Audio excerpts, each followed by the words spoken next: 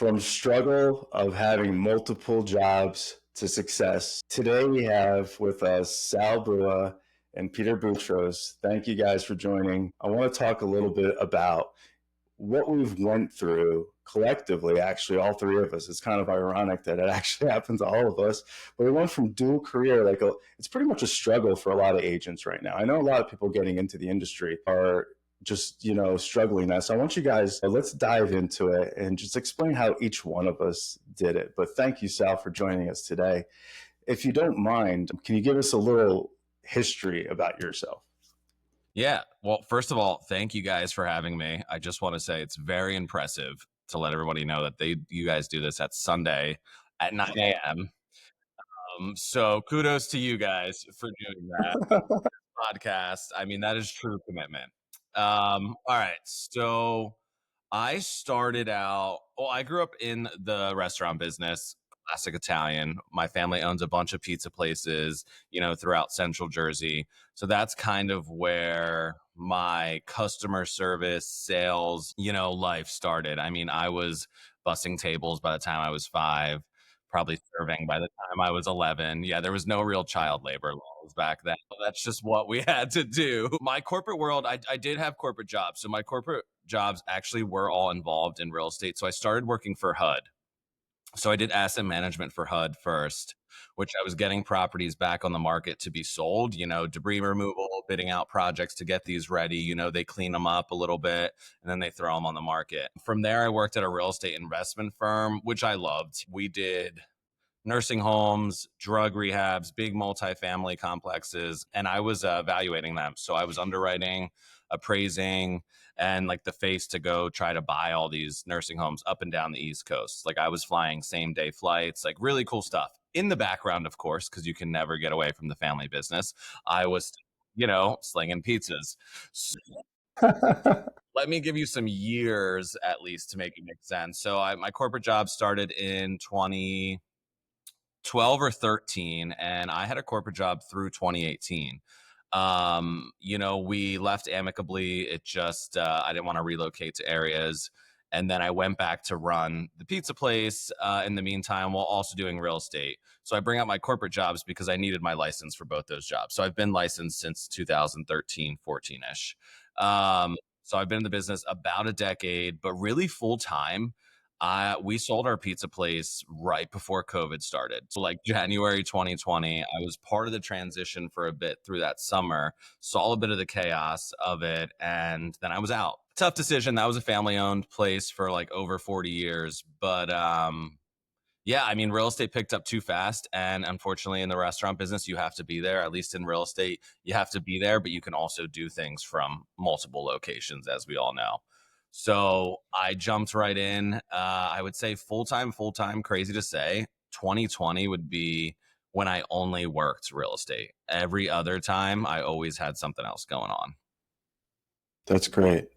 So you pretty much sold the restaurant at the perfect time too. I just want to Telling comment. you, like, that sales contract was January 2020. So, I mean, whenever the country shut down March 13th, yeah, that was perfect timing.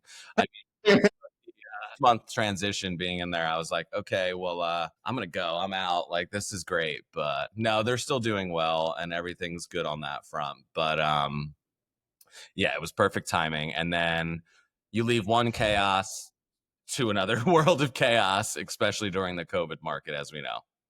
Yeah, I think I had a similar, I guess timeline to that too, because I think during COVID is when our business just exploded as well. And when we created the team, it was actually during that point. Okay. And it's when I took that leap from, doing full time, IT work to transitioning and basically just doing full time real estate.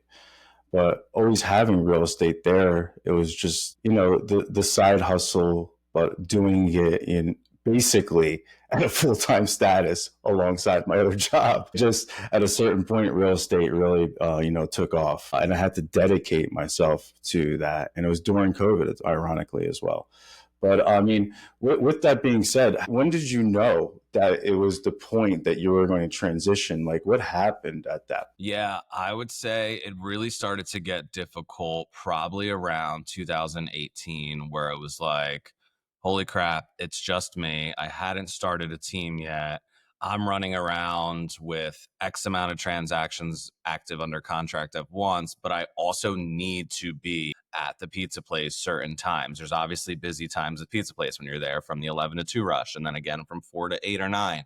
Whereas like real estate, it's like, hey, those are also perfect afternoon time slots to be going on listing appointments, showings, inspections. So I didn't have any help. I didn't have an admin. I didn't have an assistant. I didn't have anything happening at that time. So I think 2 years of 2018 through 20, it was too much. It got to be a point where it was affecting, me just working 18 hours a day. And it just didn't make sense anymore. It affects you physically, mentally, everything. Like you're just like, I can't do this anymore. Like I can't be in two places at once. I would love to astro project and like have that power to do that, but it's just not gonna happen. And when did you start the team right then, right after you went full time? I didn't.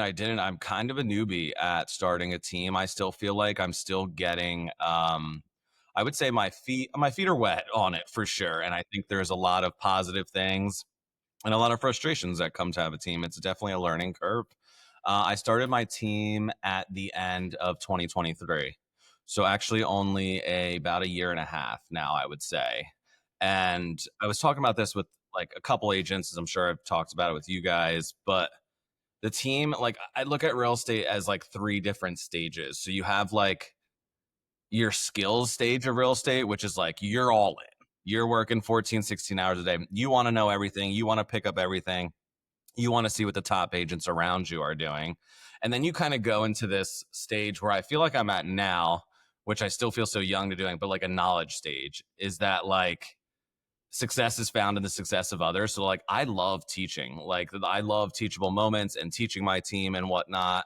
So I think that is really cool right now. But of course, you're also still doing so much business yourself that like it's hard to keep up with both, which there's no perfect magic, code to do that. And I think like the third or last stage of real estate is like wisdom. And I say that because I listen to a lot of these agents that are in the business 25, 35 years, and I love them to death because I hear the stories of just how different it was in the 80s and 90s. And I think how fun it was back then compared to the difference now. And right now, I feel like we're really in that weird transitional period of like, old school mentality, which traditional business to, now the future of technology and AI, which you guys are really good at. It's like always a challenge for keeping up with everything that's happening all the time. Yeah, the new thing now is like an action figure. I don't. It's Yeah. all over now. Yeah.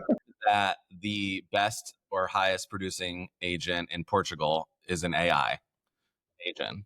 Wait, did you Wow. guys see that? Like he's doing the most there just through AI because, of course, it can answer you 24/7 whenever you need.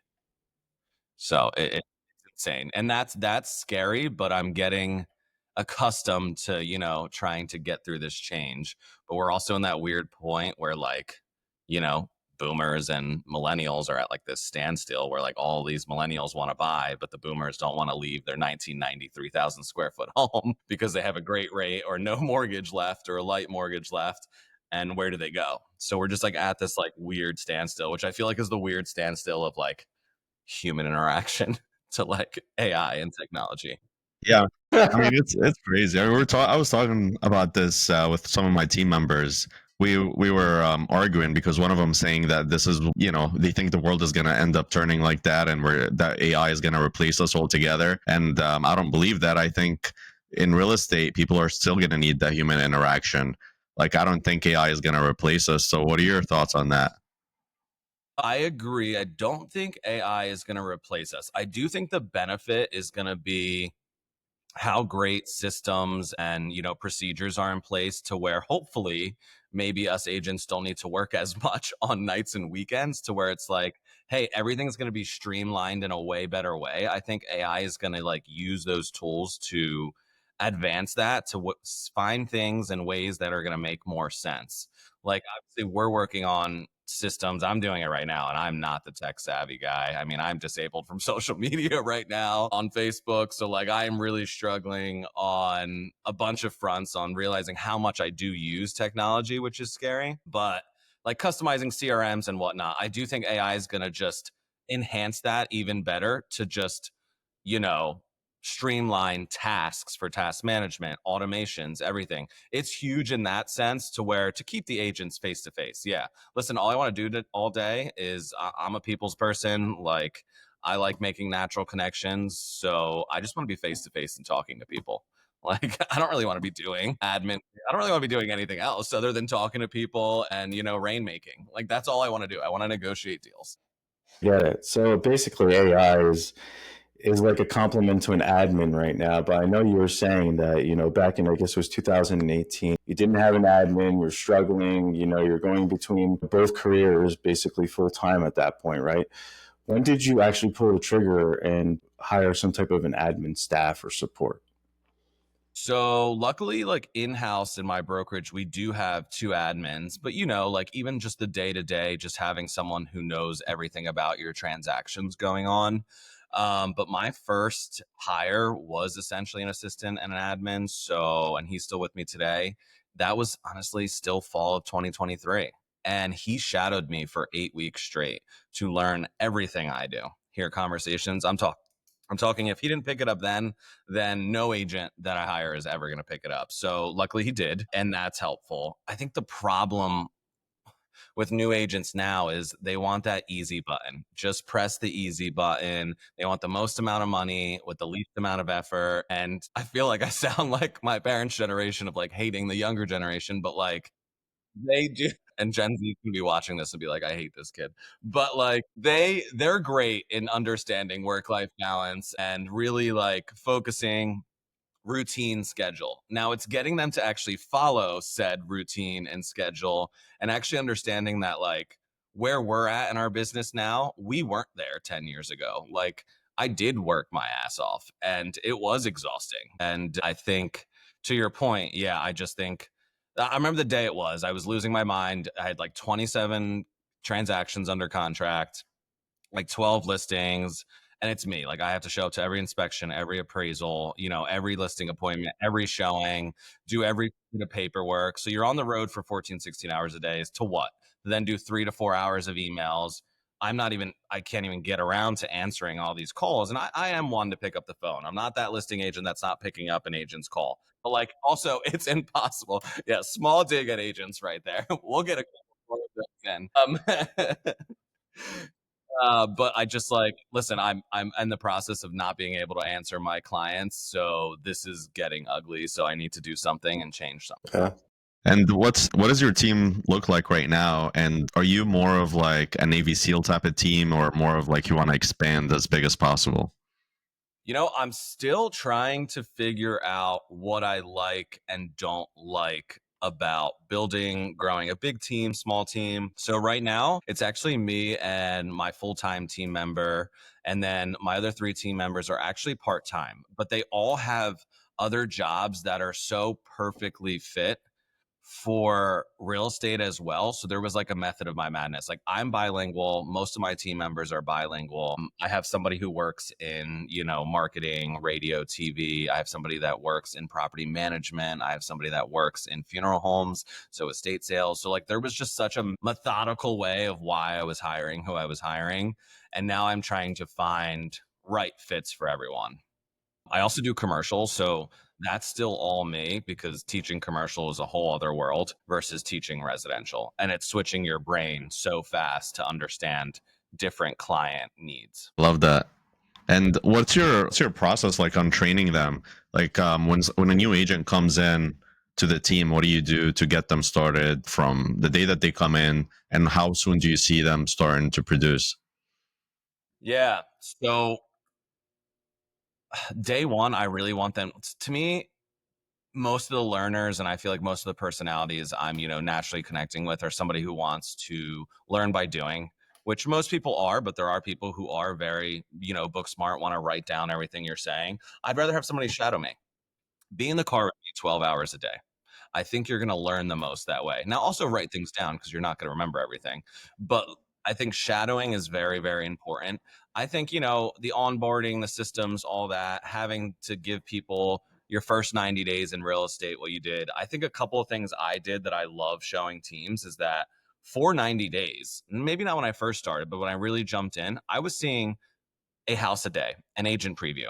And I mean, there's not enough time in the day now to do that, but agent previews are huge. I had, I want to see 90 houses in 90 days. You want to learn styles, everything about a home. You can call out layouts before you see it. Now I'm walking into a lot of these neighborhoods. I kind of know where everything is, know which ones have an extra den and all that. I learned so much by doing that. I know, Sharif, you've had some events with inspection companies just to learn, hey, here's an inspection sheet.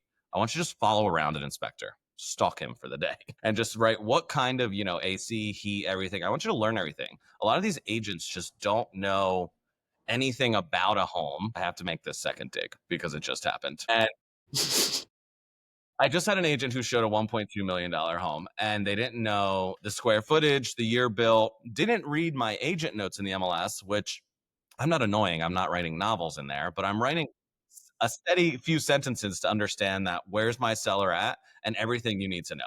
Our job is to put everything in the MLS to make sure that before a buyer walks in that house, they know everything.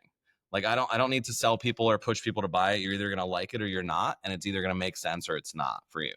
But we have the tools at our disposal, and a lot of these agents aren't using them, which is very frustrating. I think that might be from the lack of training, right? Because I think that's one of the things that we do train our agents on is there's certain protocols prior to making an offer.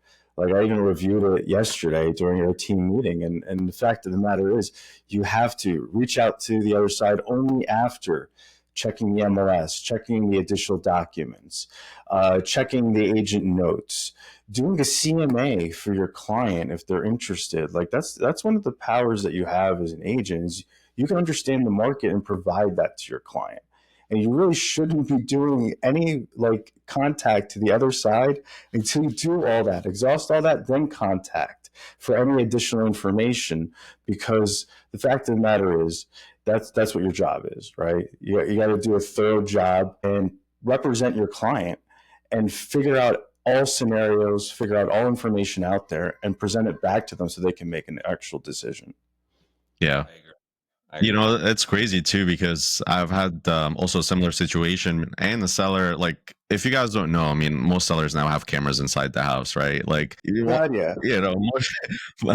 they're watching everything that the agents do and how they present themselves. And like, I had a seller call me like almost after every showing, hey, this client is no go. They said this, and that after the show, during the showing, like literally like quoting me things and like, oh, this person left their purse in the house. Make sure you call them to get it back. And I'm like, oh my God, right? But it's okay. The whole thing is like, you gotta, as an agent, you gotta make sure that you're presenting yourself right. You got to make sure that you know what you're talking about, because like you said, Sal, like everything is written in the description. You look at the seller's disclosure too. If you're not the type of agent to understand the different types of heating systems, or if it has central AC or not, just by looking at the furnace or if there's a condenser outside, at least read the seller's disclosure and read the MLS description and see what type of heating it is, or like if it has AC or not, right? Like, don't make a fool out of yourself in front of the sellers or in front of your clients, because your clients might at that point might know more about the house than you if they had a house before, right? And it just drives me crazy. I'm with you on that. It's very frustrating. And like we were talking about team trainings, is that's a reflection of us. So if you have your team members doing open houses and I find out they don't know anything about the house they're doing, like this is a quick 20-30 minute study. And most of the time we're giving them the tools for that. I'll send them a little, blurb of like, this is everything you need to know about this house. Like, that's all you need to, I don't even need you to memorize it. Highlight it on an agent full, printouts and all that. Very simple stuff. But yeah, it's scary the amount of people that don't want to do the legwork behind the scenes to at least portray yourself, that you know something about what you're doing. Yeah. Well, one thing too I wanted to talk about is collaboration, right? So we're all here in New Jersey, and obviously Sal and Sharif, you guys are, I think, close to each other. And what I love seeing that, I mean, Sharif, you had invited Sal at your last Lunch and Learn or Lunch and Level Up, and I just love the way that you guys collaborated with each other. And Sharif, you were just telling me that you guys typically meet a few times a year for lunch or dinner and just mastermind. how important is this to you guys? And I guess how have you seen this increase or help your business in any way? Yeah, that's a great question. I love the collaboration with agents. I think there's something to be said about, not even just top producing agents, people who want to learn from each other. And at the end of the day, we're working for our clients. We are, but there's also that section of we're all trying to get to the finish line. So why are we not collaborating with other agents, attorneys, lenders, and all working together? The amount of agents that are quick to get triggered and start yelling and cursing on the phone, and we're all guilty of it. Listen, we're all guilty of it. When you're new, you just get frustrated quick. But at this point, surprisingly, like I very much, very not often is what I'm trying to say. Like I'm not picking up the phone and just calling an agent and going off and screaming. Whereas I get that on the other side of the coin now. And I'm like, okay, well, I'm not going to yell back. I'm not going to fight with you. I was like, I'm just going to try to find a solution. So the Central Jersey market is very interesting. And yeah, Sharif and a handful of other us agents, we do meet, we collaborate. Sharif loves acronyms. So we do share BPOs, broker price opinions on all the listing appointments that we go on. I feel like I'm letting people know, hey, I have this coming up. I have this coming up. That's super important. But in Central Jersey, because we're all meshing with like 7 different counties, Mercer, Burlington, Monmouth, Ocean, Middlesex, Somerset, Hunterdon, and then if you're licensed in PA, Bucks is also meshing into that. It's tough because there's so many different agents, so many different personalities and networks. Mind you, so many different MLSs, so there's different agents that already collaborate over there. So I grew up in Robbinsville, and Sharif, I know, is Mercer County as well. I mean, I live in Monmouth County now, and I try to grow both as well. So you can tell the different personalities of agents between the shore and like that Princeton area. And it's tough. I feel like they collaborate a little bit more at the shore. And we're struggling right now, which is why Sharif is great for doing these masterminds and lunch and learns, because I don't feel like the agents in the Mercer, Somerset, Burlington, Hunterdon area are like there yet. Like I feel like other states and everything I'm seeing in other areas are already there and collaborating and putting together deals because listen, the MLS is not the end all be all. I mean, in the future we might see that it not even be there at all or not be there at all, but like I think there's going to be new ways of, putting inventory and deals together. Yeah, for sure. I mean, I love it too. It's great because I mean, we do multiple things together. I mean, our teams get together, we'll do those inspections, those mock inspections, and it's a great opportunity for just sharing the moment, actually, of a learning moment. I tell you, I learn from everybody. I learn. You always take some little nugget from any type of situation. And any one of those that I've done, even though I've done multiple ones, you get that one little nugget that you didn't hear one time before, you just didn't see in a different style house or something like that. But I think it's important doing that with other people, right? And that's the problem today. It's just people are just so much competition. They're forgetting what's really happening because you see these people on a daily basis, right? These are the people you're most likely going to interact with on a daily basis. Is most likely your coworkers. That's at that point is what you got to look at it. And just trying to get more of that culture. I think it would help the industry a little bit because it would really just benefit the consumer overall more because you have more knowledgeable people representing the masses more. So it just works out so much better at that point. Yeah, I mean, I feel like when you're in an offer breakdown sheet, there's another column nowadays of like, hey, I've worked with this agent before. I've worked before. And, it's just an added level of honestly service to your seller. There's nothing wrong with doing that. Hey, I've seen how this person works before. I know they're organized. Also, a presentation of offers. If you can see that it's presented correctly with all the addendums and everything, it's like, okay, this person knows what they're doing. This is going to go a longer way, especially like if they're in the running but close. So that's, our goal is to provide that service to the seller and make it as, streamlined as possible and make it as easy as possible for everybody. So there's a lot of emotions that come into play, as we know. So it's trying to like help everybody on every side of the coin. Like we all have to work together, and agents forget that. It's a small world too. I mean, our industry, even though there's so many agents, like word gets around quickly, especially around top producers. So if you're if now I know Sal, like maybe I'll run into him. Like I know he's a reputable agent. Like, hey, like we come across each other. Hey, we're gonna make something work. But versus somebody else that is like pretty much talking crap or like not being professional, like you said earlier, like calling, cursing out. Why don't you accept my offer? Like it's been 2 hours since I submitted the offer, type of deal. Like, So one of those things, it definitely makes a big difference. And I remember when my first year in, I had an agent that I submitted an offer. He was the listing agent, I was the buyer's agent, and then the offer fell through or whatever. There's a lot of issues with the house. He literally like called me, wanted to meet me in the corner so we can like he wanted to fight. And he was like, I'm gonna send an email to my 80 office agent to make sure that they don't accept an offer from you anymore. I'm like, well, that's great, man. Well, we have, I don't know how many at that point at the brokerage that we're with. I'm like, if you want to play that game, that's not a problem, but that's not how I want to run business. But obviously, this guy's not around anymore. But it's like tells you the level of professionalism we have in this industry. It's insane.